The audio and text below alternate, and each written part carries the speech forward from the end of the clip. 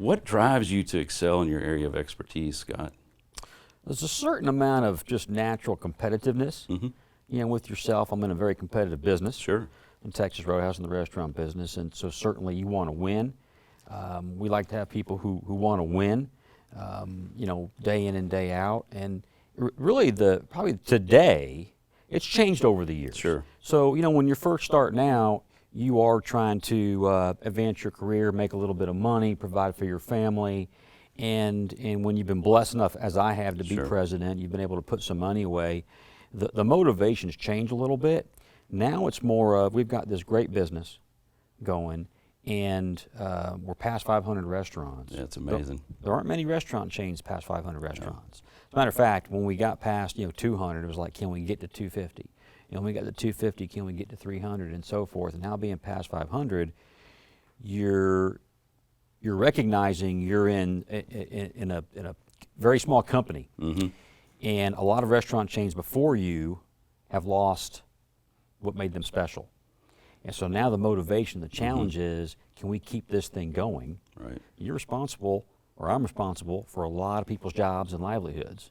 And so you want to be a part of keeping Texas Roadhouse great, keep it growing in the future, and providing for a lot of people and their families. What's roughly the range of employees nationwide you have? We're getting close to 60,000 nationwide. It's amazing. That's amazing. Well, it's a little early in the interview for this question, but what do you do with a manager or someone where you're having difficulty with, or you realize that store is not performing and you have to close it? I mean, are you guys pretty decisive and pull the trigger, or do you kind of, that's kind of the last resort, you do everything you can to fix it, if you will? Well, actually, in our company's history, 3 of the first 5 restaurants closed, and we our founder really learned real estate. He made some bad real estate decisions back in the day, learned a lot. Since that time, we've only closed 2 restaurants out of the last 550 or so. So there you go. It doesn't happen very often, and as a matter of fact, we sort of think of the business as more of a marathon, not a sprint.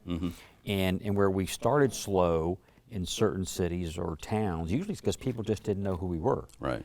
Texas Roadhouse, but we stayed consistent with staffing our restaurants and making great food and at a great price. And over time, we would develop a reputation in the community and take sales that were pretty low, and now they're either really high or very high or super high, whatever it is. We've been very fortunate in that regard, and so that's why we've closed so few restaurants over the years.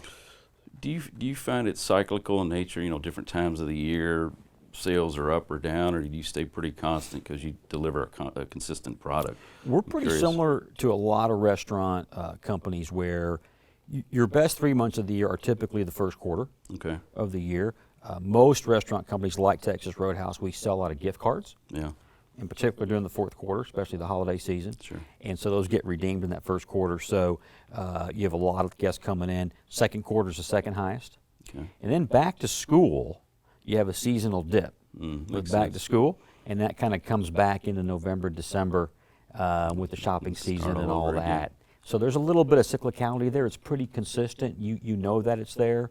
The exceptions would be restaurants in places that have a more seasonal, South Florida or the Phoenix area, places where more people are there for the winter, less for the summer, that kind of thing. But you only have maybe a handful of those type locations.